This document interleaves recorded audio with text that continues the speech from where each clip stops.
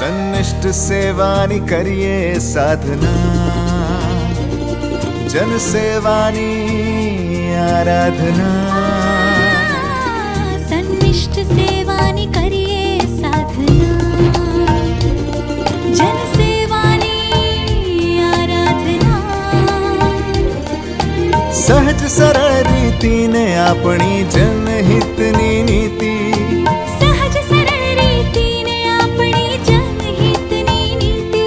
સાથે મળીને લખીએ આપણે જય ગાથા ગુજરાતની, યશ ગાથા ગુજરાતની, જય ગાથા ગુજરાતની, યશ ગાથા ગુજરાતની. નમસ્કાર દર્શક મિત્રો, આપણું ગુજરાત જ્યાં સંસ્કૃતિનું સંવર્ધન છે અને ભવિષ્ય માટેની અનંત તકો પણ, જ્યાં ઐતિહાસિક ધરોહરોનો સમૃદ્ધ વારસો છે ત્યાં ટેકનોલોજીનો વ્યાપ પણ. બીજા શબ્દોમાં કહીએ તો વડાપ્રધાન શ્રી નરેન્દ્રભાઈ મોદીના વિકાસ ભી વિરાસત ભીના સંકલ્પને મૂર્તિમંત કરતું રાજ્ય છે આપણું ગુજરાત. મુખ્યમંત્રી શ્રી ભૂપેન્દ્રભાઈ પટેલના નેતૃત્વમાં આપણું રાજ્ય ઇતિહાસના વૈભવ અને વર્તમાનના પુરુષાર્થ સાથે સ્વર્ણિમ અને વિકસિત ભવિષ્ય આલેખે તેવી અભ્યર્થના સાથે શરૂ કરીએ આપણો આ લોકપ્રિય કાર્યક્રમ યશ ગાથા ગુજરાતની. યશ ગાથા ગુજરાતની, જય ગાથા ગુજરાતની, યશ ગાથા ગુજરાતની. દર્શક મિત્રો, આજના આપણા યશગાથા ગુજરાતની કાર્યક્રમમાં આપણે નિહાળીશું વડાપ્રધાન શ્રી નરેન્દ્રભાઈ મોદીની ઉપસ્થિતિમાં થયેલી આસ્થાના કેન્દ્ર સોમનાથના પુનઃનિર્માણના 75 વર્ષની ભવ્ય ઉજવણી, સામાજિક જવાબદેહીનું ઉદાહરણ આપતા સરદાર ધામનો લોકાર્પણ સમારોહ અને ગિફ્ટ સિટી ખાતે આયોજિત એવિએશન સેક્ટરની મહત્વપૂર્ણ સમિટ અને મહેસૂલ વિભાગની ચિંતન શિબિરનો પ્રારંભ સમારોહ. અડગ આસ્થા અને સાંસ્કૃતિક અસ્મિતાનું પ્રતીક એટલે સોમનાથ મંદિર. પ્રભાસ પાટણની ધરા પર સ્થિત આ શાશ્વત તીર્થ ખાતે વડાપ્રધાન શ્રી નરેન્દ્રભાઈ મોદીની ઉપસ્થિતિમાં સોમનાથ અમૃત મહોત્સવની ઉજવણી કરવામાં આવી. જ્યાં જ્યોતિર્લિંગ રૂપે સ્વયં શિવ બિરાજે છે તેવા ભવ્ય શિવાલયના પુનઃનિર્માણના 75 વર્ષની આ ઉજવણી આધ્યાત્મિક ચેતનાના જયઘોષ સમી બની રહી. યતઃ સર્વાણિ ભૂતાનિ પ્રતિભાન્તિ સ્થિતાનિ ચ યત્રૈવોપશમં યાન્તિ તસ્મૈ સત્યાત્મને નમઃ. જેમનામાંથી આ સમસ્ત સૃષ્ટિ અને જીવો ઉત્પન્ન થાય છે, જેમના આધારે આ બધું ટકેલું છે અને અંતે જેમનામાં જ બધું વિલીન થઈ જાય છે, તેવા પરમ સત્ય સ્વરૂપ પરમાત્માને મારા નમસ્કાર છે. સોમનાથ મંદિરના પુનઃનિર્માણના 75 વર્ષની આ ઉજવણીમાં પ્રભાસ પાટણ પધારેલા વડાપ્રધાન શ્રી નરેન્દ્રભાઈ મોદીની આગમન વેળાએ ભારતની વિવિધ સંસ્કૃતિઓની ઝાંખી પ્રસ્તુત કરતી પ્રસ્તુતિઓ દ્વારા તેમનું વિશેષ અભિવાદન કરવામાં આવ્યું હતું. મંદિર પરિસરમાં પ્રવેશતા પૂર્વે વડાપ્રધાનશ્રીએ અખંડ ભારતના શિલ્પી અને સોમનાથ મંદિરના પુનઃનિર્માણના સ્વપ્નદ્રષ્ટા શ્રી સરદાર વલ્લભભાઈ પટેલની પ્રતિમાને ભાવપૂર્વક પુષ્પાંજલિ અર્પણ કરી હતી. દિગ્વિજય દ્વાર પાસે ઋષિકુમારોના શંખ અને ડમરૂના નાદ વચ્ચે ખાસ બેલ વોક પરથી પસાર થઈ વડાપ્રધાનશ્રી નિજ મંદિરમાં પ્રવેશ્યા હતા, જ્યાં તેમણે શાસ્ત્રોક્ત વિધિ મુજબ મહાપૂજા કરી દેશની પ્રગતિ અને જનજનની સુખાકારી માટે પ્રાર્થના કરી હતી. આ અવસરે વડાપ્રધાનશ્રીએ સોમનાથ મહાદેવના દેવાલય પર કુંભાભિષેક અને ધ્વજારોહણ કર્યા હતા. આ ઘડીએ એરફોર્સના 2 ચેતક હેલિકોપ્ટર્સ દ્વારા મંદિર શિખર પર પુષ્પવર્ષા પણ કરવામાં આવી હતી. ભારતીય વાયુસેનાની સૂર્યકિરણ એરોબેટિક્સ ટીમ દ્વારા સોમનાથના નભમાં એર શો રજૂ કરવામાં આવ્યો હતો. વડાપ્રધાનશ્રીએ મંદિર પરિસરમાં સોમનાથની વૈભવશાળી વિરાસત અને ઇતિહાસને અંકિત કરતા પ્રદર્શનની પણ આ તકે મુલાકાત લીધી હતી. સોમનાથ અમૃત મહોત્સવમાં સહભાગી થવા પહોંચેલા ભાવિકોને સંબોધતા વડાપ્રધાનશ્રીએ કહ્યું હતું કે 75 વર્ષ પહેલાં થયેલી સોમનાથ મંદિરની પુનઃસ્થાપના એ સાધારણ અવસર ન હતો. વર્ષ 1947માં દેશ આઝાદ થયો, પણ વર્ષ 1951માં સોમનાથ મંદિરની પ્રાણ પ્રતિષ્ઠા એ ભારતની સ્વતંત્ર ચેતનાનો ઉદ્ઘોષ હતો. સરદાર વલ્લભભાઈ પટેલે 500થી વધુ રજવાડાઓને એક કરીને આધુનિક ભારતનું સ્વરૂપ આપ્યું અને સોમનાથ ધામનું પુનઃનિર્માણ કરાવીને તેમણે દુનિયાને બતાવ્યું હતું કે ભારત માત્ર આઝાદ જ નથી થયું, પણ પ્રાચીન ગૌરવને પુનઃ હાંસલ કરવાના માર્ગે પણ આગળ વધી રહ્યું છે. हमारी आस्था हमें जीवन जीने का तरीका भी सिखाती है, क्योंकि हम मानते हैं सर्वम खलिद्वम ब्रह्म, अर्थात सृष्टि का हर एक घटक, ये संपूर्ण प्रकृति भी ईश्वर का ही स्वरूप है. इसलिए हमारी आस्था नदियों में भी है, वृक्षों में भी है. हम जंगलों को भी श्रद्धा की दृष्टि से देखते हैं. हम पर्वतों में भी पवित्रता का भाव रखते हैं. और आज जब दुनिया प्राकृतिक जीवन शैली की ओर लौट रही है, हमें हमारी शक्ति को भी पहचानना होगा. हम हमारे तीर्थों और मंदिरों के विकास के साथ साथ उनकी गरिमा के लिए जागरूक होना होगा. हमें ऐसा जीवन अपनाएं जिससे प्राकृतिक और पर्यावरण की रक्षा हो. साथ ही हम हमारे पुण्य स्थलों को पूरी दुनिया के लिए एक उदाहरण के रूप में विकसित करें.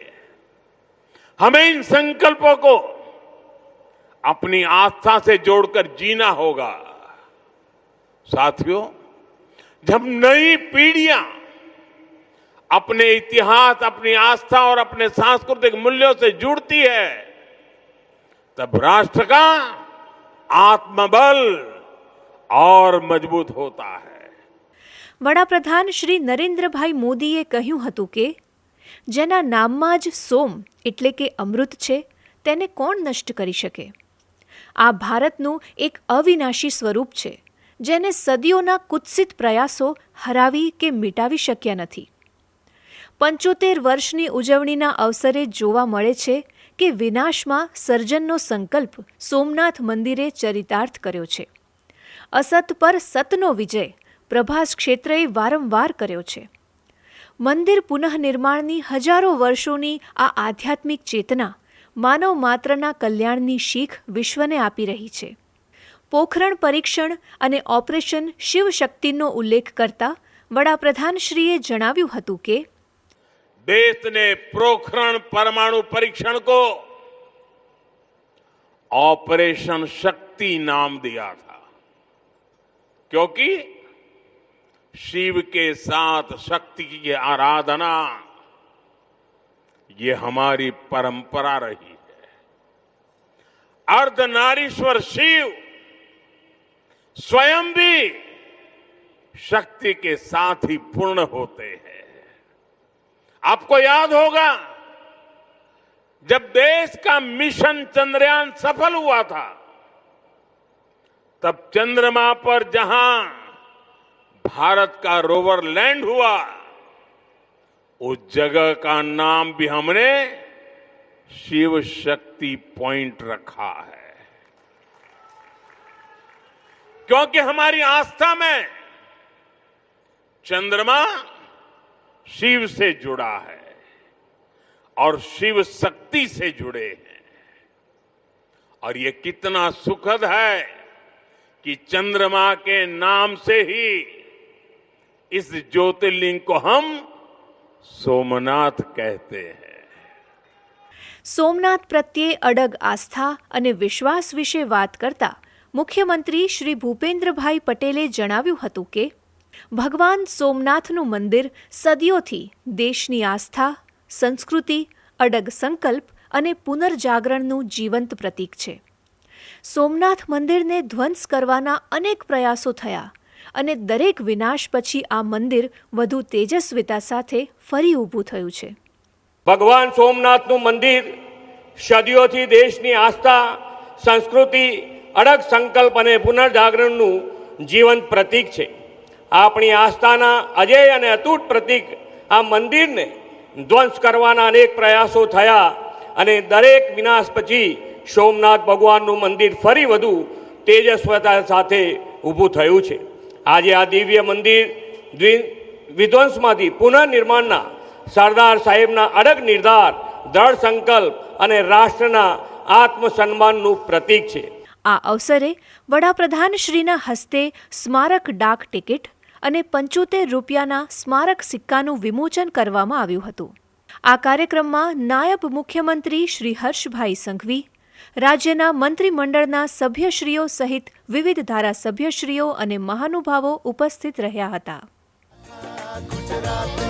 यश गाथा गुजरातनी जय गाथा गुजरातनी यश गाथा गुजरातनी. તાજેતરની ગુજરાત મુલાકાત દરમિયાન વડાપ્રધાન શ્રી નરેન્દ્રભાઈ મોદીએ વડોદરામાં નિર્મિત સરદાર ધામનું લોકાર્પણ કર્યું હતું. આ અવસરે વડાપ્રધાનશ્રીએ વિકાસમાં સમાજની ભાગીદારીને પ્રોત્સાહન આપવાની સાથે દેશની પ્રગતિમાં યોગદાન આપવા માટે નાગરિકોને વિનમ્ર અપીલ પણ કરી હતી. રાજ્ય સરકારના પ્રયાસો સાથે જ્યારે સમાજનું યોગદાન ભળે ત્યારે રાજ્યના વિકાસ અને પ્રગતિ બંને બેવડાય છે. રાજ્યની યુવા પેઢીના શિક્ષણ માટે આવો જ એક અભિગમ છે સરદાર ધામ, જેનું તાજેતરમાં વડાપ્રધાન શ્રી નરેન્દ્રભાઈ મોદીના હસ્તે લોકાર્પણ કરવામાં આવ્યું હતું. તેમજ સરદાર સાહેબના સમૃદ્ધ વારસાને ગૌરવ અપાવનાર દેશના લોકલાડીલા વડાપ્રધાન શ્રી નરેન્દ્રભાઈ મોદીને આ અવસરે સરદાર ધામ અને સમસ્ત પાટીદાર સંસ્થાઓ દ્વારા સરદાર ગૌરવ રત્નથી સન્માનિત કરવામાં આવ્યા. રૂપિયા 150 કરોડના ખર્ચે નિર્મિત આ ત્રીજા સરદાર ધામના લોકાર્પણ અવસરે વડાપ્રધાનશ્રીએ કહ્યું હતું કે શિક્ષણ ક્ષેત્રના વિકાસ માટે રાષ્ટ્રીય શિક્ષણ નીતિ મહત્વપૂર્ણ છે.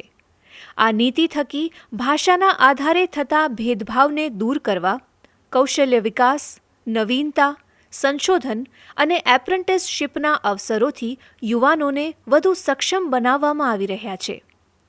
આવનારા સમયમાં દેશને વિશાળ કુશળ માનવ શક્તિ મળશે, જે મેન્યુફેક્ચરિંગ ક્ષેત્રને વધુ મજબૂત બનાવશે. हम सभी जानते हैं कि जब भी कहीं पर वास्तविक बदलाव होता है वो समाज की सामूहिक ताकत से ही होता है.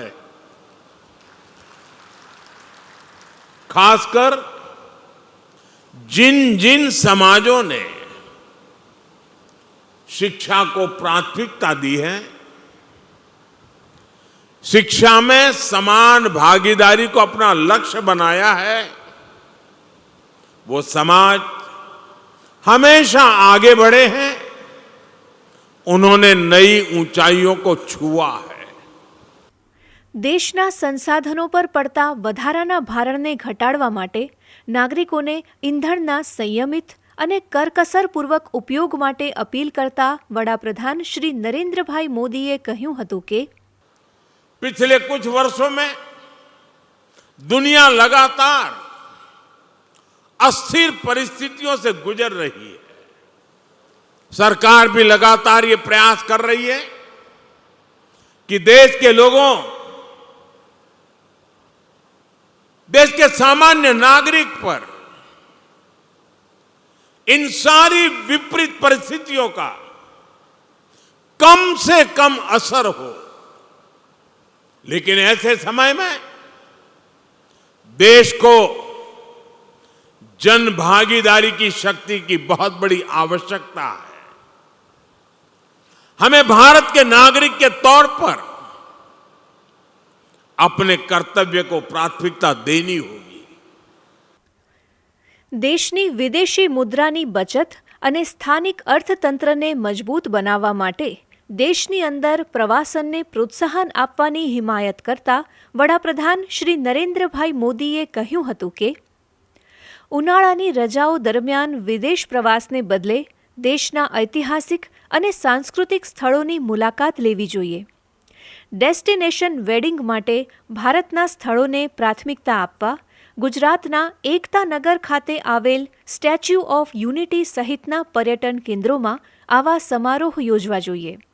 સાથે જ વિદેશમાં વસતા ભારતીયોએ પણ વિદેશી નાગરિકોને ભારતના પર્યટન સ્થળોની મુલાકાત માટે પ્રોત્સાહિત કરવા જોઈએ. ગુજરાતના ભવિષ્યમુખી વિકાસ મોડલનો ઉલ્લેખ કરતા વડાપ્રધાનશ્રીએ જણાવ્યું હતું કે semiconductor, aerospace, green energy, advance engineering અને ફાઇનાન્શિયલ સર્વિસીસ જેવા ક્ષેત્રોમાં ગુજરાત નવી ઓળખ ઊભી કરી રહ્યું છે.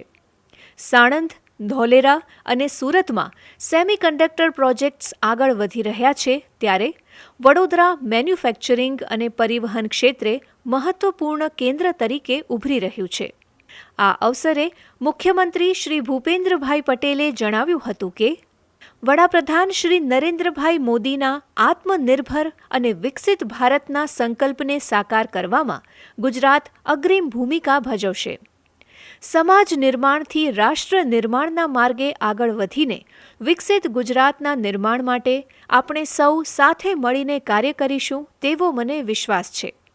સરદાર ધામના લોકાર્પણ બાદ વડાપ્રધાન શ્રી નરેન્દ્રભાઈ મોદીએ લોકસંવાદના અનોખા સેતુ તરીકે રોડ શોના માધ્યમથી જાહેર યાત્રા કરીને લોક અભિવાદન ઝીલ્યું હતું, જેમાં વડોદરાની જનતાએ પોતાના લોકલાડીલા જનનાયકને ભારે હર્ષોલ્લાસ સાથે આવકાર્યા હતા. વડાપ્રધાનશ્રીએ અભિવાદન ઝીલતા લોક ઉત્સાહ બેવડાયો હતો. આ મંચ પરથી એક ભારત શ્રેષ્ઠ ભારતની વડાપ્રધાનશ્રીની પરિકલ્પનાને સાકાર કરતી અનેકવિધ અભિનવ સાંસ્કૃતિક કૃતિઓ પ્રસ્તુત કરવામાં આવી હતી. આ સમગ્ર કાર્યક્રમે અનેકતામાં એકતા અને ભારતીય સાંસ્કૃતિક શ્રેષ્ઠતાના વારસાને આધુનિક વિકાસ તથા રાષ્ટ્રીય સુરક્ષાની સજ્જતા સાથે જોડીને અતુલ્ય ભારત, સુદર્શનીય ભારતની ઉત્કૃષ્ટ ઝાંખી પૂરી પાડી હતી. આ રોડ શોમાં વડાપ્રધાન શ્રી નરેન્દ્રભાઈ મોદી સાથે મુખ્યમંત્રી શ્રી ભૂપેન્દ્રભાઈ પટેલ તથા નાયબ મુખ્યમંત્રી શ્રી હર્ષભાઈ સંઘવી જોડાયા હતા. યશગાથા ગુજરાતની જય ગાથા ગુજરાતની યશગાથા ગુજરાતની. તાજેતરમાં aircraft leasing and financing summit 2.0નું ગાંધીનગર ખાતે આયોજન કરવામાં આવ્યું હતું.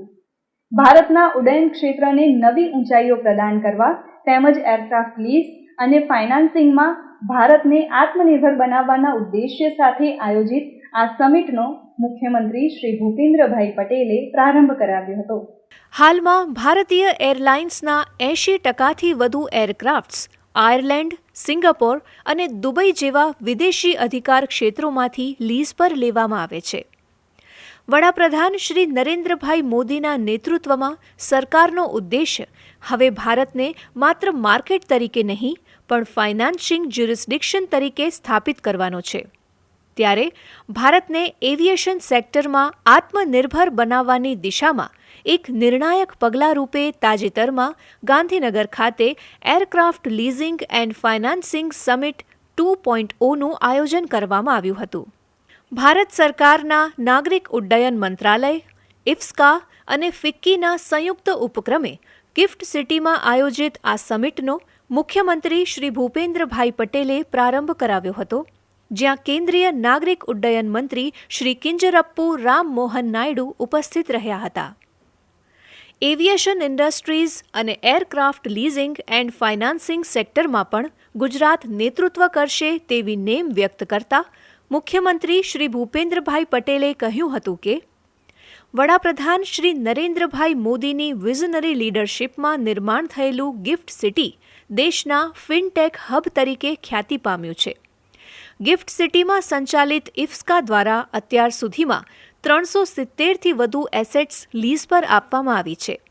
ત્યારે ગિફ્ટ સિટીના ઇફ્સ્કાની એરક્રાફ્ટ લીઝિંગ એન્ડ ફાઇનાન્સિંગ સેક્ટરની ભૂમિકા વધુ વ્યાપક બનાવીને શ્રેષ્ઠ વૈશ્વિક પદ્ધતિઓને સ્થાનિક સ્તરે અમલમાં લાવી એવિએશન ફાઇનાન્સિંગ ઇકોસિસ્ટમને સુદૃઢ કરવાનો ઉદ્દેશ્ય આ સમિટ પાર પાડશે.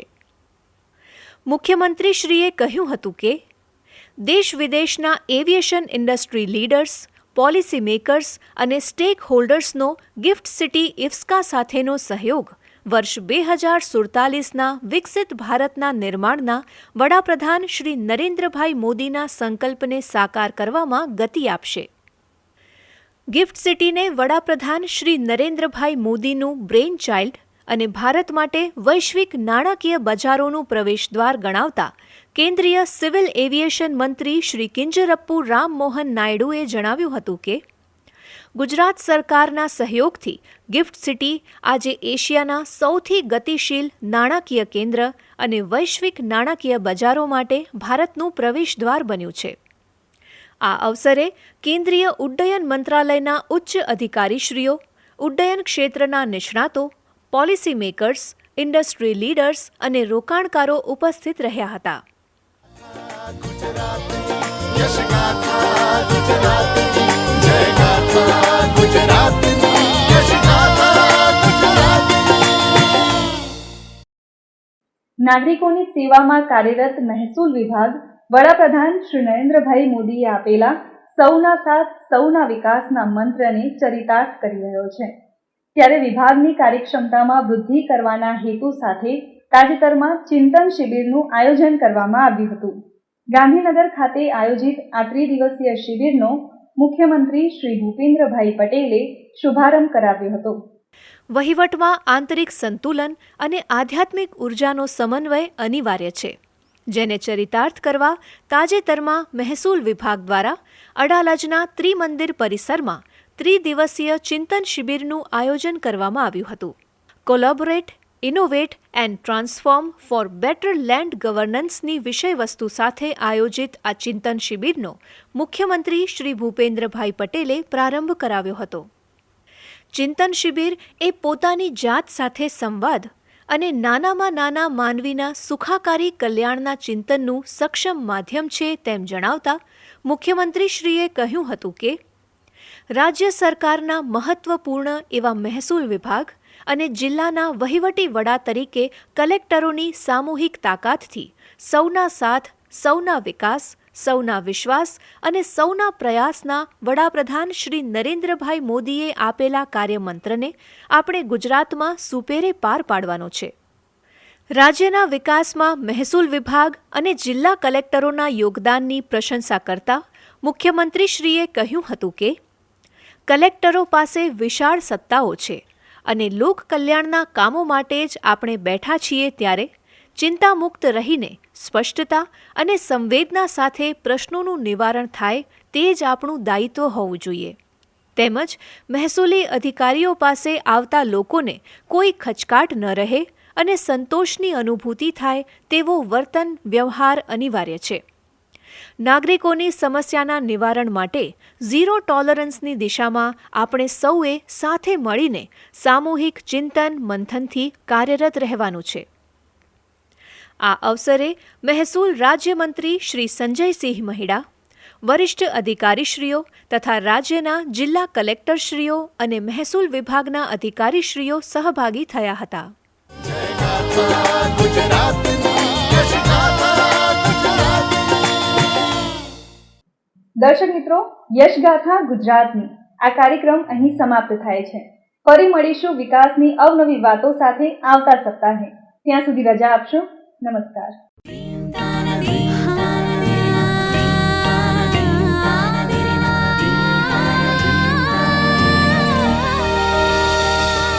સન્નિષ્ઠ સેવાની કરીએ સાધના, જન સેવાની આરાધના. સન્નિષ્ઠ સેવાની કરીએ સાધના, જન સેવાની આરાધના. સહજ સરળ રીતિને આપણી જનહિતની નીતિ, સહજ સરળ રીતિને આપણી જનહિતની નીતિ. સાથે મળીને લખીએ આપણે